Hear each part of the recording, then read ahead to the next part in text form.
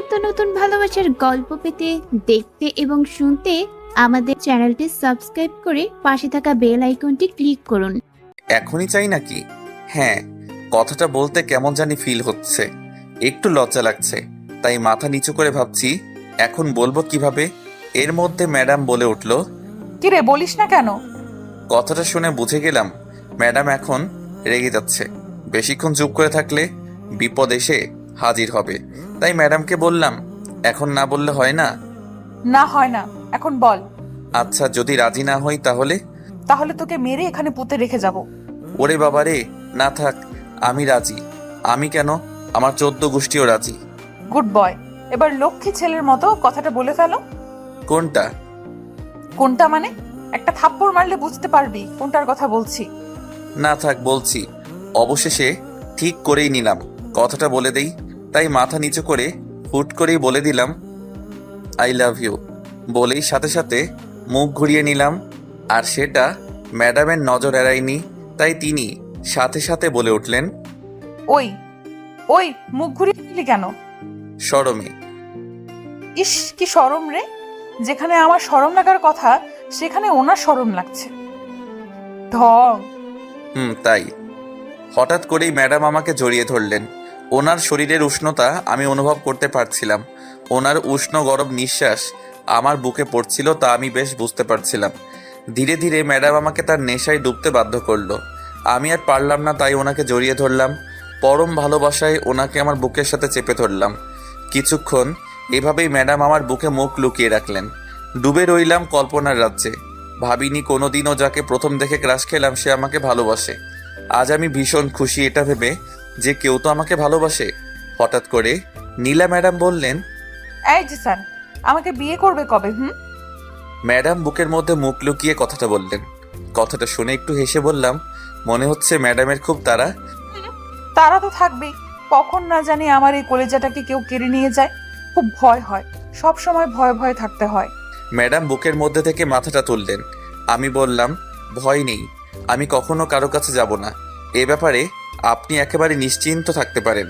হঠাৎ ম্যাডাম আমার মুখে আঙুল দিয়ে বললেন, চুপ! আর আপনি করে বলবে না, তুমি করে বলবে। ঠিক আছে, কিন্তু স্কুলে কি বলে ডাকবো তাহলে? তখন ম্যাডাম বলে ডাকবে, আর যখন তুমি আর আমি থাকবো তখন তুমি করে বলবা, কেমন? আচ্ছা, বলবো। আর হ্যাঁ, কখনো আমি ছাড়া অন্য কোনো মেয়ের সাথে কথা বলবে না, ওকে? ওকে। মিমির থেকে দূরে দূরে থাকবা। ওকে। প্রতিদিন আমাকে রিক্সা করে ঘোরাবা। ওকে। আমি কষ্ট পাই এমন কোনো কাজ কখনো করবে না। কিন্তু আমি কিভাবে বুঝবো যে তুমি আমার কোনো কাজে কষ্ট পাও বা পাবে? সেটা ধীরে ধীরে জানতে পারবে। ঠিক আছে, আমি না তোমাকে একটিবার দেখতে চাই। এখন না, বিয়ের পর। এখন দেখলে কি হবে? কিছু না, আমি তো দেখতে কালো। তুমি আমাকে এখনই দেখলে পালিয়ে যাবে। তাই আগে বিয়ে করব, তারপর তুমি আমাকে দেখবে। তখন আর চাইলেও কেউ তোমাকে আমার কাছ থেকে কেড়ে নিতে পারবে না, আল্লাহ ছাড়া। আর তুমিও কোথাও পালাতে পারবে না, বুঝেছো বাবু? ধুর, যাও, তোমার সাথে আর কথাই বলবো না। বলেই সেখান থেকে উঠে চলে যেতে চাইলাম। ম্যাডাম আমার হাত ধরে আবার বসিয়ে দিলেন আর শক্ত করে জড়িয়ে ধরলেন। এত শক্ত করে জড়িয়ে ধরলেন যে আমি নড়াচড়া করতে পারছিলাম না। কিছুক্ষণ পর কান্নার গুনগুন শব্দ শুনতে পেলাম। ম্যাডামের দিকে তাকিয়ে দেখি ম্যাডাম বুকের মধ্যে মুখ লুকিয়ে ফুপিয়ে ফুপিয়ে কাঁদছে। আমি ওনার কান্না একদম সহ্য করতে পারি না। কেন জানি না, উনি কাঁদলে আমার বুকের ভিতরটা দুমড়ে মুচড়ে ওঠে। আর রাগ করে থাকতে পারলাম না। ওনার মাথায় হাত বুলিয়ে দিতে দিতে বললাম, এই কি হয়েছে, কাঁদছো কেন? তুমি আমাকে সত্যিই ভালোবাসো তো? বড্ড বেশি ভালোবাসি তোমায়, বিশ্বাস করো। আমাকে দেখার পর এরকম ভাবে ভালোবাসবে নাকি আমাকে অবহেলা করবে? এসব কি বলছো? অবহেলা করব কেন? তুমি দেখতে যেমনই হও না কেন, আমি তোমাকে ভালোবাসি। আর তোমার প্রতি আমার ভালোবাসা কোনোদিনও একটু কমবে না, দেখে নিও। সত্যি? 3 সত্যি ম্যাডাম। ম্যাডাম আমার বুকের মধ্যে থেকে মাথা তুলে বললেন, আচ্ছা, আমার কপালে একটা চুমু দাও। কেন? আহা, এত কথা বলো কেন? যা করতে বলেছি তাই করো। তারপর আর কোনো আপত্তি করলাম না। ওনার বোরখা পরিহিত কপালে আলতো করে একটা চুমু খেলাম আর বললাম, হয়েছে ম্যাডাম? জি, হয়েছে। এই তোমার গালে কি হয়েছে? কই, কোন গালে শুনি? হঠাৎ করে ম্যাডাম আমার গালটা ডান পাশে করে হুট করে একটা চুমু দিয়ে বসলেন। আমি তো বোকা বনে গেলাম। ম্যাডাম লজ্জায় আমার বুকে মুখ লুকালো। তা দেখে আমি হেসে হেসে বললাম, এই তুমি আমার অনুমতি ছাড়া আমার গালে কিস করো কেন? অনুমতি নিতে হবে কেন? এটা তো আমার অধিকার। ও তাই বুঝি, তাহলে তোমার গালে কিস করি, এটাও তো আমার অধিকার। না না জি স্যার, এমনটা করো না, তাহলে কিন্তু আমি এখান থেকে চলে যাব। থাক, যেতে হবে না, এটার বদলা আমি বিয়ের পর নেব। হ্যাঁ তাই কইরো, তখন সুদে আসলেও লাভ পাবে। এই বলে ম্যাডাম আমাকে জড়িয়ে ধরলেন। আমি তাকে জড়িয়ে ধরলাম। কিছুক্ষণ পর কেন জানি মনে হচ্ছে আমার কানের লতি ধরে কেউ টানছে। বেশ ব্যথা অনুভব করছি, কিছু বুঝতে পারছি না। হঠাৎ ম্যাডাম আমাকে ছেড়ে দিয়ে একপাশে দাঁড়িয়ে গেলেন। অবাক হয়ে যাই, তাই আমি উঠে পেছনে তাকাতেই আমার চোখ কপালে উঠে যায়। ভয়ে আমি কাঁপাকাঁপি করতে লাগলাম। এই হালকা ঠান্ডা বাতাসে আমার ঘাম ছুটতে লাগলো। এখন শুধু পালানোর জন্য রাস্তা খুঁজছিলাম। মন বলছে এই দৌড়ে পালিয়ে যাই, কিন্তু এখন আর কোনো উপায় নেই, কারণ আমার সামনে দাঁড়িয়ে আছে আমার বাবা আর মা। আমি মাথা নিচু করে দাঁড়িয়ে আছি, কিছু বলার সাহস পাচ্ছি না। কিভাবে বলবো আমি? তখন আম্মু বলল, এখনই এত প্ল্যান, বিয়ের পর আবার পর করে দিবি না তো আমাদের? তারপর আব্বু বলল, আরে না, ও আমার ছেলে, এরকম কাজ ও করতেই পারে না। হ্যাঁ, তোমার ছেলে তোমার মতো লুকিয়ে লুকিয়ে প্রেম করে। তারপর আম্মু ম্যাডামের সামনে গেলেন আর বললেন, এমনি তো একটা ইমানদার বৌমা চাই আমরা, আমাদের এই বিয়েতে কোনো আপত্তি নাই, কি বলো? ঠিকই বলেছ, আমাদের ছেলের কপাল ভালো যে এরকম একটা মেয়ে তার জীবন সঙ্গী হতে যাচ্ছে। আব্বু ও আম্মুর কথা শুনে নিজের অজান্তে হেসে ফেললাম, কিন্তু তাদের বুঝতে দিলাম না। মাথা নিচু করে দাঁড়িয়ে আছি আর চোখে তাকিয়ে দেখি ম্যাডাম আম্মুর পা ধরে সালাম করলো। তারপর আব্বুকেও একইভাবে সালাম করলো। তারপর ম্যাডাম আমার পাশে দাঁড়িয়ে পড়লো। তা দেখে আব্বু বলল, বাহ, দুজনকে খুব সুন্দর মানিয়েছে। ঠিক বলেছে, খুব মানিয়েছে তাদের। আমি চুপ করে আছি তখনও। আমি অবাক হয়ে গেলাম এটা ভেবে যে তারা ম্যাডামের নাম ঠিকানা ও পরিচয় না জেনে তাকে মেনে নিল। এটা কি করে সম্ভব? ওরা কি ম্যাডামকে আগে থেকে চিনতো নাকি অন্য কিছু? ম্যাডামকে কি আগে দেখছেন? তা না হলে বলল কি করে যে আমাদের দুজনকে মানিয়েছে? ম্যাডাম তখনও বোরখা পরেছিলেন। তারা একটিবারও বললেন না ম্যাডামকে দেখার কথা। তাহলে সত্যি ওনার ম্যাডামকে চিনতো? আর কিছু ভাবতে পারছি না। আমার মা বাবা ম্যাডামকে আগে থেকে চিনতো আর আমি তাকে চিনি না? না না, এটা হতে পারে না। আমিও নিশ্চয়ই ম্যাডামকে চিনি, কিন্তু বুঝবো কিভাবে? উনি তো বিয়ের আগে আমাকে তার মুখ দেখাবেন না। হঠাৎ আব্বুর ডাক শুনে বাস্তবে ফিরলাম। এই যে নবাবের ছেলে, আর লজ্জা পেতে হবে না, আপনাদের বিয়ের আয়োজন করতে হবে। আমি মাথা নাড়িয়ে হ্যাঁ বললাম। এখন চলো, আমি তোমার স্যারের সাথে কথা বলছি, আর তারা তোদের যাওয়ার অনুমতি দিয়েছি। তারপর সবাই গাড়িতে গিয়ে বসলাম। আব্বু গাড়ি ড্রাইভ করছে, আম্মু তার পাশে বসে আছে। আমি আর ম্যাডাম পিছনের সিটে বসলাম। এমনিতেও রাত, চারিদিকে ঘুটঘুটে অন্ধকার বিরাজমান। তারপর ম্যাডাম আমার পাশে বসে বারবার আমাকে চিমটি দিচ্ছে। উফ, এখনই এত জ্বালায়, না জানি বিয়ের পর কত জ্বালাবে। চুপচাপ শুধু ম্যাডামের করা অত্যাচারগুলো সহ্য করে যাচ্ছিলাম। ভোরের দিকে আমরা সবাই বাসায় পৌঁছে গেলাম। অতপর আম্মু আর নীলা ম্যাম এক রুমে শুয়ে পড়েছেন। আমি আর আব্বু আমার রুমে শুয়ে পড়লাম। এই প্রথম আব্বুকে দেখছি আম্মুকে ছেড়ে একা ঘুমাতে। আমি তো জানি আম্মু পাশে না থাকলে আব্বুর ঘুম হয় না, হয়তো আম্মুরও একই অবস্থা। দুজন দুজনকে অনেক ভালোবাসেন, তাই তো নিজের একমাত্র ছেলের ভালোবাসা হাসি মুখে মেনে নিলেন, কারণ তারা ভালো করেই জানেন আপন মানুষকে কাছে না পাওয়ার যন্ত্রণা কি। অবশেষে সকাল হয়ে গেল। আমি বেশিক্ষণ ঘুমাতে পারিনি। সকালে আব্বুর ডাকে ঘুম ভেঙে গেল। তারপর আব্বুকে দেখলাম তার ঘুম হয়নি, কারণ তার চোখ দেখে বোঝা যায়। আমি ডানা দেখার ভান করে ফ্রেশ হতে চলে গেলাম। ফ্রেশ হয়ে চলে এলাম খাবার টেবিলে। এসে দেখি মা আর ম্যাম কিচেনে। ম্যাডামের পরনে কালো বোরখা ছিল, একদম আম্মুর মতোই কাজ করছে। দেখতে পেলাম না রান্না করার সময় ম্যাডামকে কেমন দেখায়, ব্যাড লাগ। অবশেষে নাস্তা পরিবেশন করা হলো। ম্যাডাম আমার পাশে বসেছে আর আব্বু আম্মু একসাথে বসেছেন। আমি মনে মনে বলছি, এখন কি হবে ম্যাডামের? এখন তো ওনাকে দেখেই ছাড়বো, নিকাব না তুলে খাবে কিভাবে? এসব ভেবে ওনার দিকে তাকিয়ে মুচকি হাসি দিচ্ছিলাম। ম্যাডাম হয়তো বুঝতে পারছে আমি কেন হাসছি, তাই ম্যাডাম বললেন, আন্টি যদি কিছু মনে না করেন তাহলে কি একটা কথা বলতে পারি? বলো মা, কি কথা বলবে? যদি কিছু মনে না করেন তাহলে কি আমি খাবারটা অন্য রুমে খেতে পারি? সবাই হা করে ম্যাডামের দিকে তাকিয়েছিলাম। যেতে পারো, তবে এক শর্তে। জি বলুন। এখন থেকে আমাকে মা বলে ডাকতে হবে। ঠিক আছে মা, আমি তাহলে যাই। ঠিক আছে, যাও। তারপর ম্যাডাম ওনার খাবারটা নিয়ে চলে গেলেন আম্মুর রুমে। আমি বোকার মতো বসে রইলাম, চান্সটা মিস করলাম। এখন আর উপায়ও নেই যে লুকিয়ে গিয়ে দেখব। দেখতে গেলে আম্মুর কেলানি খেতে হবে। খাওয়া দাওয়া শেষে আমি আমার রুমে চলে এলাম। আজ স্কুল বন্ধ। হঠাৎ আব্বু আমার রুমে এসে বললেন, এই নে, এটা পরে নি। এটা কি আব্বু? খুলে তো দেখ। তারপর প্যাকেট থেকে জিনিসটা বের করে দেখলাম এটা একটা গোল্ড কালার পাঞ্জাবি। অবাক হয়ে আব্বুকে জিজ্ঞেস করলাম, এটা দিয়ে কি করব? কি করবি মানে? এটা পরে জলদি আয়। কিন্তু কেন সেটা তো বলবে। বাইরে আয়, তাহলে বুঝতে পারবি। আচ্ছা। অতঃপর আব্বু হাসতে হাসতে বাইরে চলে গেলেন। আমি বুঝতে পারলাম না আব্বু কেন হাসছে। তারপর রেডি হয়ে বাইরে গেলাম। গিয়ে দেখি আব্বু ও আম্মু নতুন কাপড় পরেছেন। সেখানে ম্যাডামকে দেখতে পেলাম না। মনে হয় আম্মুর রুমে আছে। এদিকে মা বাবা আমার দিকে তাকিয়ে মুচকি মুচকি হাসতেছে। আমি আব্বুকে জিজ্ঞেস করলাম, কি ব্যাপার এভাবে হাসতো যে? একটু পর বুঝতে পারবি। হঠাৎ ম্যাম আমার রুম থেকে বেরিয়ে এলো। ওনাকে দেখে আমার চোখে এক আলোক রশ্মির ঝলক এসে পড়লো। দিনের আলোতে ওনার বোরখার নীল রং ঘরের চারদিক মাতিয়ে তুলছে। শুধু আমি না, মা বাবাও ম্যাডামের দিকে এক নজরে তাকিয়েছিলেন। এমন মনে হলো যে আমরা কোনো নীলপরীকে আমাদের সামনে দেখছি। ম্যাডাম আমার সামনে এসে প্রথমে আম্মু আব্বুকে সালাম দিল। আসসালামু আলাইকুম। আব্বু আম্মু, আমাকে এভাবে কেন দেখছেন? আমাকে কি এই পোশাকে দেখতে খারাপ লাগছে? আরে আরে না, তোমাকে খুব সুন্দর লাগছে। আমি কোনোদিন ভাবতে পারিনি এমন সুন্দর একটা মেয়ে আমার ছেলের বউ হয়ে আসবে। হ্যাঁ রে মা, তোকে খুব সুন্দর লাগছে। আচ্ছা তোরা আয়, আমি আর তোর আম্মু গাড়িতে গিয়ে বসি। আমি আর ম্যাম মাথা নাড়ালাম। তারপর মা বাবা চলে গেল। এদিকে ম্যাডাম আমার সামনে এগোচ্ছিল আর আমি এক পা দুপা করে পিছিয়ে যাচ্ছিলাম। হঠাৎ ম্যাডাম আমার কলার চেপে ধরলেন। তাই আমি বললাম, এই কি করছো? ছাড়ো বলছি। না না, ছাড়বো না। আগে বলো আমাকে কেমন লাগছে। তোমার না নীল রং ভালো লাগে, তাই তো নীল রঙের বোরকা পরলাম। বলো না আমাকে কেমন লাগে। একদম পচা লাগছে দেখতে। এখন আমাকে ছাড়ো বলছি। না, আমি ছাড়বো না। তুমি মিথ্যা বলছো কেন? এবার কিন্তু আমি কান্না শুরু করে দেব। হাই হাই, কি বলে এসব? এখন যদি কান্না করে তাহলে আব্বু আমাকে কাঁচাই খেয়ে ফেলবে।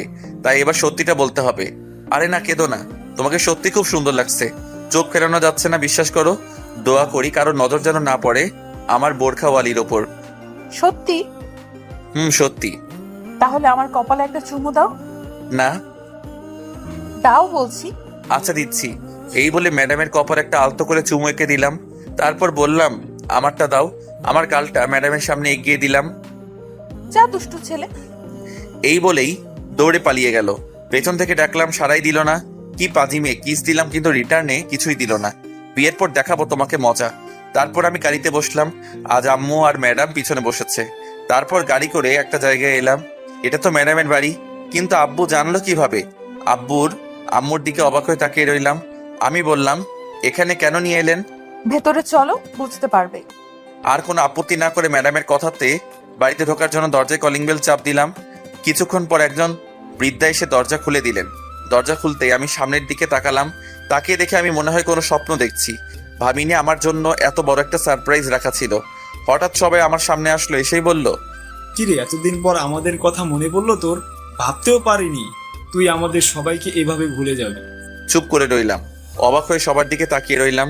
সব থেকে ভালো আর পুরনো স্মৃতিগুলো মনে পড়ে গেল আজকে। যারা আমার সামনে দাঁড়িয়েছিল তারা সবাই ছিল আমার পুরনো স্কুল জীবনের, আর দুজন ছিল ল্যাংটাকালের বন্ধু। এখন তারা ভার্সিটিতে পড়ে, আমি বাদে। কিন্তু এতদিন বাদে এদের দেখা পাবো আমি কোনোদিনও আশা করিনি। আমাকে দেখে ওরা অনেক খুশি। তাদের থেকে বেশি আমি খুশি। ওরা আমাকে ভিতরে নিয়ে গেল।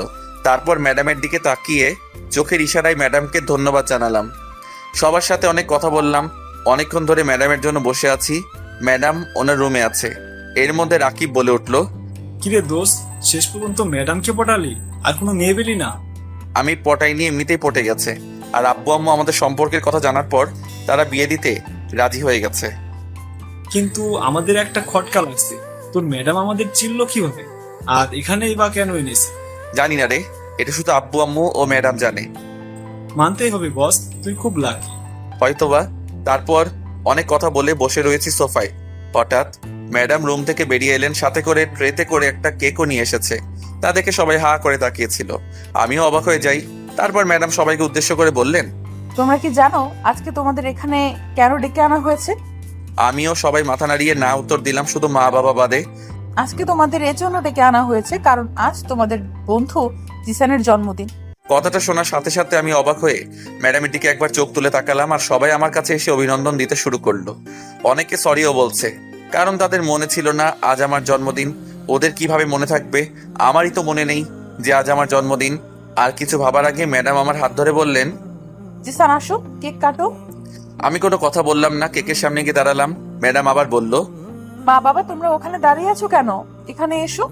মা বাবা কিছু বললেন না, শুধু একটু হাসি দিয়ে বলল, আসছি। মা বাবা দুজনে আমার পাশে এসে দাঁড়ালেন। তারপর ম্যাডাম আমার হাতে ছুরি দিয়ে বললেন, এই নাও, এবার কেকটা কাটো। চারিদিকে সব বন্ধুরা হাততালি দিচ্ছে। আমি প্রথমে কেকের এক টুকরো অংশ আম্মুকে, তারপর আব্বুকে খাওয়ালাম। এখন শুধু ম্যাডাম বাকি আছে। আমি ম্যাডামের দিকে তাকিয়ে একটা শয়তানি হাসি দিয়ে বললাম, এবার তোমার পেলা। ম্যাডাম খুব সহজেই বুঝতে পারলেন আমার আসল উদ্দেশ্য হলো ম্যাডামকে দেখার। এখন আর পালানোর সুযোগ নেই। আমি কেক নিয়ে ম্যাডামের দিকে হাত বাড়াতেই ম্যাডাম দৌড় দিল। দৌড় দিতে দিতে বলল, খাবো না। আমি বোকার মতো কাকে নিয়ে দাঁড়িয়েছিলাম। সবাই এই কাণ্ড দেখে হেসে আন্তহারা হয়ে যাচ্ছে। আমিও কম না, এত সহজে হার মানার পাত্র আমি নই।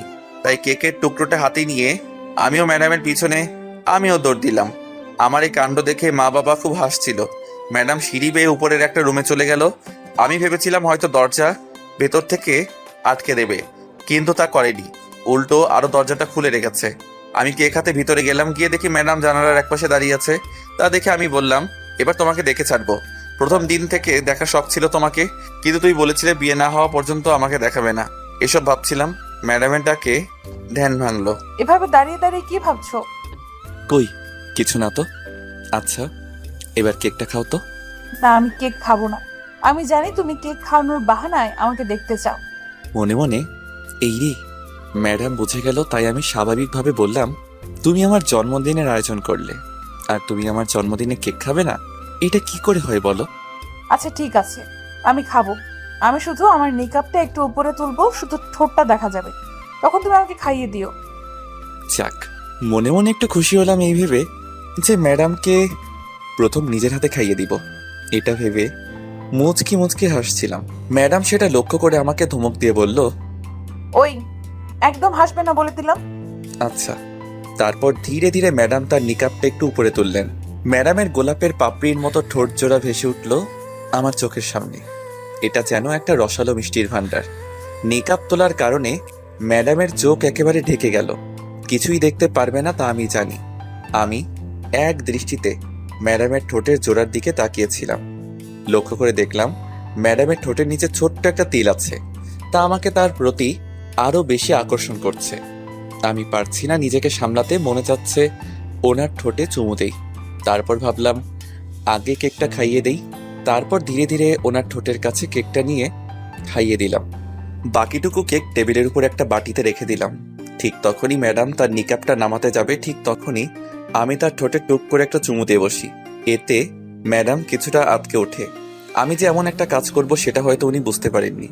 উনি মাথা নিচু করে দাঁড়িয়ে আছেন, বোরখা পরার কারণে বুঝতে পারছি না উনি রেগে আছেন নাকি লজ্জা পাচ্ছেন। হঠাৎ ম্যাডাম বলে উঠলেন, এটা কেন করলে? দোষের কি করলাম? অনেক বড় দোষ করছো। কারো অনুমতি ছাড়া কাউকে কিছু করাটা ঠিক না। তুমি যখন আমার অনুমতি ছাড়া আমাকে কিস করো তখন কি আমি কিছু বলি? না, তবে কিছুই না। তোমার ঠোঁটের মিষ্টি হাসির মায়ায় পড়ে গেছি, তাই দিয়েছি। কোনো অপরাধ করেছি বলে তো মনে হয় না। এরপর থেকে আমাকে না বলে এমন করবে না, বলে দিলাম। কেন? আমার ইচ্ছে তাই। তুমি এটাই চাও যে আমি তোমাকে আর কিস না করি? হ্যাঁ। কিন্তু কেন? তুমি জানো না কিস করলে মোহাম্মত বৃদ্ধি পায়? আর আমি চাই তুমি আমাকে এমনভাবে আগলে রাখবে যাতে আমি অন্য কোনো মেয়ের দিকে আকৃষ্ট না হই। যদি সত্যিই আমার প্রতি তোমার মহব্বত থাকে তাহলে তুমি কখনোই অন্য কোনো মেয়ের প্রতি আকৃষ্ট হবে না। জি না, এটা তোমার ভুল ধারণা। সব মানুষই একদিন না একদিন একটা তৃতীয় ব্যক্তির প্রতি আকৃষ্ট হবেই, কিন্তু সে হয় সেটা বলতে পারবে না। কিন্তু মনে মনে ঠিকই সে তার প্রতি দুর্বল শুরু করবে। আর এর প্রধান কারণ হলো সময়। সময় এমন একটা জিনিস যা সবকিছু ভুলে যেতে সাহায্য করে। সময় স্মৃতির পাতায় লেগে থাকা কষ্টগুলোকেও একদিন ভুলিয়ে দেয়। তখন কারো জন্য আর মন উতলা হয় না, ও কারো জন্য চোখের অশ্রু গড়িয়ে পড়ে না। যদি কোনো নিশিরাতে অতীতের কথা মনে পড়ে যায়, তখন যদি চোখের কোণে জল জমে যায়, আর যদি সেই সময় তোমার পাশে তোমার সব থেকে ভালো বন্ধু থাকে আর সে যদি তোমাকে সান্ত্বনা দেয়, তাহলে তুমি তার প্রতি ধীরে ধীরে দুর্বল হতে বাধ্য হবে। এটা ভেবে যে তোমাকে ভালোবাসে না কেন, তুমি শুধু শুধু কষ্ট পাবে। তখন নিজেকে সামনে নিয়ে জীবন চলার পথে এগিয়ে যেতে থাকবে। আমার কথা বলা শেষ হতেই ম্যাডাম আমার কথাগুলো মন দিয়ে শুনছেন আর হয়তো বুঝতে পেরেছেন আমার কথা। হঠাৎ আমার পকেটে রাখা ফোনটা বেজে উঠল, তাই আমি ভাবনার জগৎ থেকে বাস্তবে ফিরে এলাম। ম্যাডামের দিকে তাকিয়ে দেখে উনি এখনো মাথা নিচু করে দাঁড়িয়ে আছে। পকেট থেকে ফোনটা বের করে দেখলাম এটা মিমি ছাড়া আর কেউ নয়, কারণ মিমির নম্বর আমি এম দিয়ে সেভ করেছি। কলটা রিসিভ করতে যাব ঠিক তখনই ম্যাডাম আমার হাত থেকে ফোনটা কেড়ে নিলেন। আমি একটু অবাক সুরে বললাম, এই কি করছো, ফোনটা দাও। কে ফোন দিয়েছে? কেন জানো না? তোমার সতীন। মানে কি বলছো এসব? মানে হলো মিমি আমাকে ভালোবাসো, কিন্তু আমি ভালোবাসি তোমাকে, সেটা মিমি বুঝতে চায় না। ওর এখন অল্প বয়স, ওর মধ্যে শুধু আবেগটাই কাজ করছে। যদি উল্টাপাল্টা বলি তাহলে হয়তো কোনো দুর্ঘটনা ঘটতে পারে। আমি এত কিছু বুঝি না, ওর সাথে কথা বলবে না, এটা আমার শেষ কথা, মনে থাকে জানো। বলেই ম্যাডাম ফোনটা এক আছাড়ে ভেঙে ফেললো। ফোনটা ভাঙার সাথে সাথেই আমার বুকের ভেতরটা মোচড় দিয়ে উঠল। জীবনের প্রথম ইনকাম করা টাকায় কেনা ফোনটা, আর আজ কিনা নীলা ফোনটা ভেঙে দিল। আমি ওর দিকে রাগি লুক নিয়ে তাকিয়ে বললাম, এটা কি করলে তুমি? যা করেছি বেশ করেছি, মিমির নাম মুখেও আনবে না, এই বলে দিলাম। কি আর করার, অবশেষে ওর কথা মতো মাথা নাড়িয়ে সম্মতি জানালাম। এরপর ভাঙে মোবাইল থেকে সিমটা খুলে রেখে দিলাম টেবিলের উপর। তারপর বললাম, এটা নাও করতে পারতেন, এটা আমার পছন্দের ফোন ছিল। আমার থেকে বেশি তোমার এই মোবাইলকে পছন্দ করো নাকি? না। তবে আর ফোনের কথা বলবে না। আমি তোমাকে ফোন এনে দেব, তাও তুমি মিমির সাথে কথা বা দেখা করতে পারবে না, বলে দিলাম। আমি কিছু বলতে যাব ঠিক তখনই আব্বু দরজায় টোকা দিয়ে বললেন, নিশান নিশা কথা আছে, মা নীলা তুইও আয়। অতঃপর দুজনেই নিচে গেলাম। আব্বু সবাইকে উদ্দেশ্য করে বললেন, তোমরা সবাই আমার কথা মনোযোগ দিয়ে শোনো। তোমরা সবাই মোটামুটি অনেকেই জানো আমার ছেলে জিসান ও নীলা একে অপরকে ভালোবাসে। তাই আমি আর আমার স্ত্রীর সিদ্ধান্ত নিয়েছি যে আগামী শুক্রবার ওদের চায়ের হাত এক করে দিব। তোমাদের সবাইকে আসতে হবে, কিন্তু আশা করি তোমরা সবাই বিয়েতে আসবে। আমি আব্বুর কথা শুনে থ মেরে দাঁড়িয়ে রইলাম। কিছু বলার মতো ভাষা হারিয়ে ফেললাম। এখন সবেমাত্র স্কুলে ভর্তি হয়েছি, এখনই কি বিয়ে করাটা ঠিক হবে? পরক্ষণে বাবার কথা ভাবলাম যে ওনার বয়স হয়েছে, বিজনেসের কাজে অনেক জায়গায় ঘুরে বেড়াতে হয়। পরে এত টেনশনের ফলে বাবার কিছু হয়ে গেলে আমি নিজেকে কোনো দিনও ক্ষমা করতে পারবো না। এমনিতেও তিনি অসুস্থ হার্টের রোগী, তার চেয়ে ভালো এখন বিয়েটা করে নিই। পরে না হয় বিজনেসের পাশাপাশি পড়ালেখাটা চালিয়ে যাব। তাই আমি আর কোনো আপত্তি করলাম না, মাথা নিচু করে হ্যাঁ বলে দিয়েছি। পাশে তাকিয়ে দেখি ম্যাডাম নেই। সামনের দিকে তাকাতেই দেখি ম্যাডাম আম্মু পা ছুঁয়ে সালাম করতেছে। আব্বু আম্মু তো খুব খুশি, কারণ তারা একটা দিনদার বউ পেতে চলেছে। একদিন কথায় কথায় আম্মুর মুখে শুনেছিলাম ম্যাডাম নাকি অনেকদিন মাদ্রাসাতেও পড়েছে, কয়েকবার খতমও দিয়েছিলেন। পরে নাকি আরবি ছেড়ে বাংলা পড়া শুরু করেছিলেন। কিছুক্ষণ পর সব বন্ধুরা বিদায় নিল, সেই সাথে আব্বু আম্মু বাসায় যাবে বলে মন স্থির করে বসে আছেন। তাই ম্যাডাম বললেন, বাবা মা প্লিজ আজকে থেকে যাও, কাল না হয় চলে যেও। পারে মা, আজকে আমার একটা কাজ আছে, তা কমপ্লিট করতে হবে, তাই আমাদের যেতে হবে। কি আর করার। অবশেষে মা বাবা চলে গেলেন। এখন পুরো বাড়িতে আমি আর ম্যাডাম একা রয়েছি। আমি ম্যাডামের দিকে একটা দুষ্টু হাসি দিয়ে বললাম, এখন কি করব? কি করব মানে? গল্প করব আর তোমাকে পড়াবো। আগামীকাল স্কুল খোলা, জানো না বুঝি? আমি যা হোমওয়ার্ক দিছি তুমি তা না দেখে কমপ্লিট করো। হাই হাই, এটা তুমি কি বলছো? না দেখে আমার দ্বারা হোমওয়ার্ক করা সম্ভব না, এটা আমার দ্বারা হবে না। হবে না মানে? আমি আছি তো। তারপর ম্যাডাম আর আমি পড়ার টেবিলে বসলাম। ধীরে ধীরে সময় পার হতে লাগলো। কখন যে 10টা বাজে আর আমার পড়ালেখার অধ্যায় শেষ হবে তা আমি জানি না। ধীরে ধীরে 10টা বেজে গেল। এখন আমার পড়াশোনা শেষ, তারপর ডিনার করে নিলাম। খাবার টেবিল থেকে উঠে রান্নাঘরে গিয়ে আমি ম্যাডামকে পেছন থেকে জড়িয়ে ধরে কোলে তুলে নেই। ম্যাডাম এটার জন্য মোটেও প্রস্তুত ছিল না, তাই মাছের মতো লাফালাফি করছে আর বলছিল, ওই কুত্তা, কোলে নিলি কেন আমাকে? ছাড় ছাড় বলছি, না হলে। এসে জবাব দিলাম, না হলে কি শুনি? কিছু না, ছাড় বলছি। এত সহজে তোমাকে ছাড়া যাবে না। ছেড়ে দেবারি যদি হতো তাহলে আর কোলে নিতাম না, বুঝলেন ম্যাডাম? ম্যাডাম আবারও লাফালাফি শুরু করলো, কিন্তু আমার শক্তির সাথে পেরে উঠলো না। শেষমেশ আমার সাথে পেরে উঠলেন না, তাই আমার গলা জড়িয়ে ধরলো আর আমার বুকে মুখ লুকালো। আমি ধীরে ধীরে সিঁড়ি বেয়ে ছাদে উঠে গেলাম। আশেপাশের প্রকৃতি দেখে মনে হচ্ছে যে কোনো সময় বৃষ্টি হতে পারে। আকাশের দিকে তাকিয়ে দেখি আকাশে কালো মেঘে ঢেকে গেছে। চারিদিকে নিস্তব্ধতা বিরাজ করছে, আর আমার মনের মধ্যে এক অন্যরকম ফিলিংস হচ্ছে। আমি ম্যাডামের দিকে তাকালাম। ম্যাডাম আবার লজ্জা পেয়ে আমার বুকে মুখ লুকিয়ে রইলেন। আগামী শুক্রবার আমার আর ম্যাডামের বিয়ে, অথচ অবাক করা বিষয় হলো আমি ম্যাডামের সম্পর্কে কিছুই জানি না। আমি জানি না কে তার মা বাবা, আর উনি কি এতদিন যাবৎ একলা এখানে এই বাড়িতে থেকেছেন। আমার ফ্যামিলির কাজ দেখে আমার মাথা গেল। প্রেম শুরু না হতেই বিয়ের জন্য লাফালাফি আরম্ভ শুরু করলো। ওনারা কি এতই বোকা যে তার একমাত্র ছেলের সাথে ম্যাডামের বিয়ে দিচ্ছে, তার সম্পর্কে কিছু না জেনেই, যে তার বংশ পরিচয় কি আর ম্যাডাম দেখতে কেমন ইত্যাদি ইত্যাদি। কিন্তু আমার আব্বু আম্মু ম্যাডামের সম্পর্কে কিছুই খোঁজ নিলেন না। এই প্রশ্নগুলো আমার মাথায় ঘুরপাক খাচ্ছে বারবার। এই প্রশ্নের জবাব শুধু একজনই দিতে পারবে, আর সে হলো আমার বোরখাওয়ালি ম্যাডাম।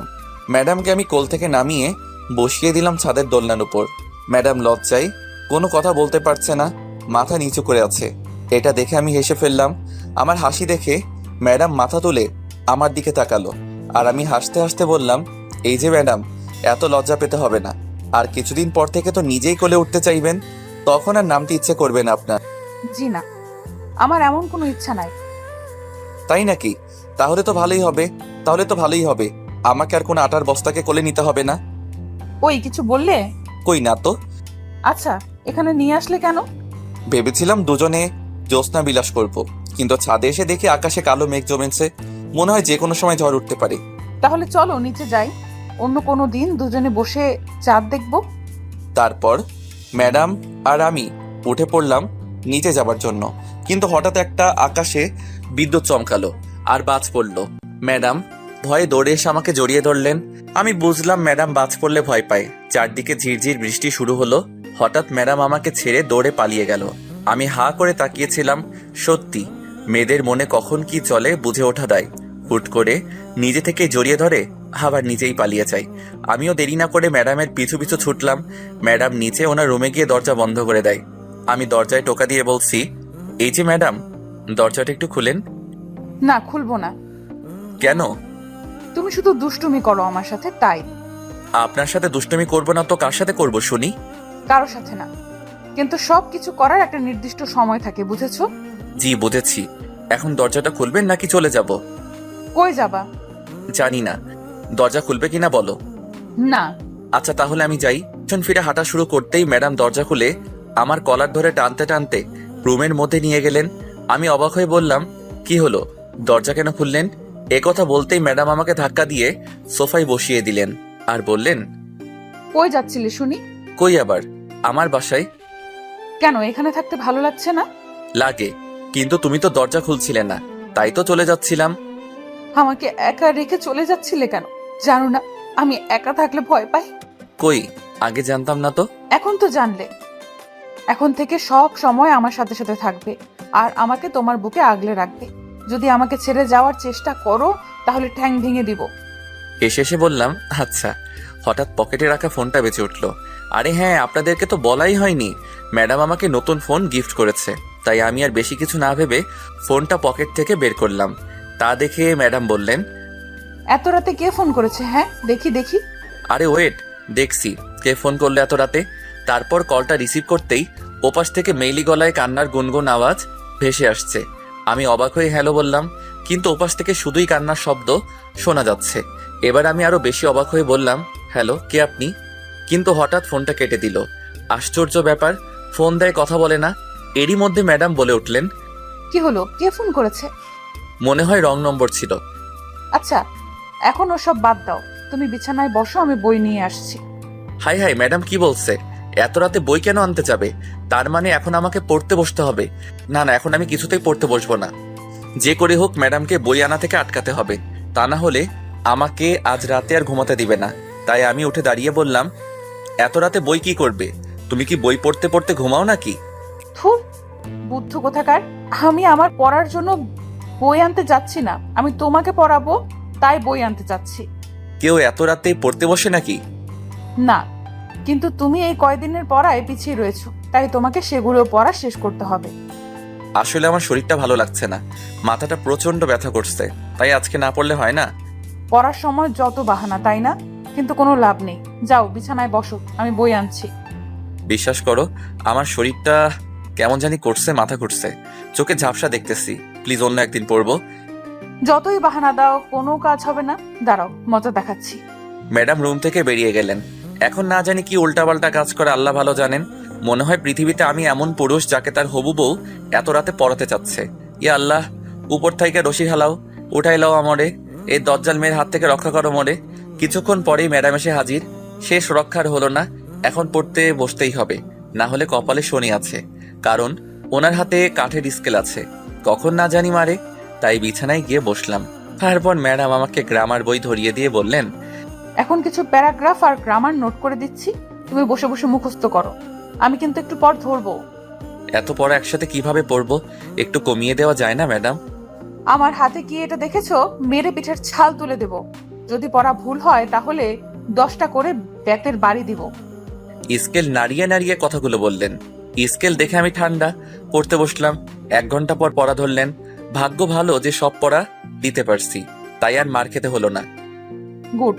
এইভাবে প্রতিদিন পড়লে পরীক্ষায় ভালো ফলাফল করতে পারবে। কি বলছো এসব? এভাবে প্রতিদিন পড়লে পাগল হতে বেশি দিন সময় লাগবে না। চিন্তা করো না, পাগলটাকে সামলানোর জন্য আমি আছি। সেটাও আরো বেশি চিন্তিত বিষয়। ওই কি বললে? কই কিছু না তো। আচ্ছা শুয়ে পড়ো, কাল আবার এখান থেকে আমাদের স্কুলে যেতে হবে। আমি হ্যাঁ বললাম। তারপর আমি আর ম্যাডাম বিছানায় শুয়ে পড়লাম।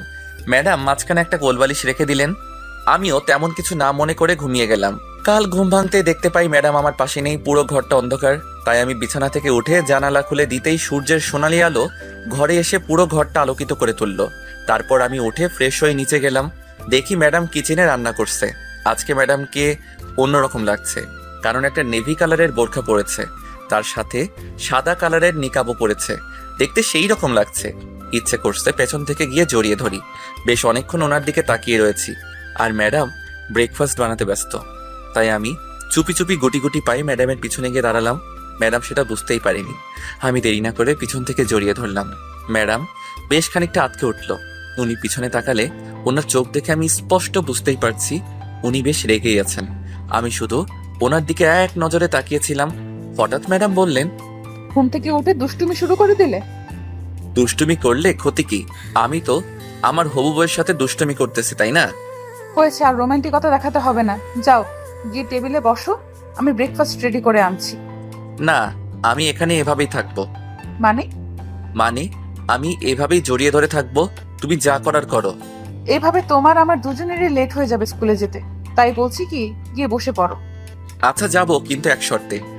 আবার কি শর্ত? প্রথমত আমাকে আমার গালে একটা চুমু দিতে হবে। আইসে আইসে, যাও তো, যত সব আদেক খেতাম, পারবো না কিছু করতে। আর আমাকে নিজের হাতে খাবার খাইয়ে দিতে হবে। তাহলে আমি এভাবেই জড়িয়ে ধরে থাকবো যতক্ষণ না আমার শর্ত পূরণ হচ্ছে। ম্যাডাম কিছু না বলে হুট করে আমার গালে একটা চুমু বসিয়ে দিলেন। আমি এর জন্য একদম প্রস্তুত ছিলাম না। আর ম্যাডাম বললেন, প্রথমটা হয়েছে, এখন টেবিলে যাও, আমি আসছি।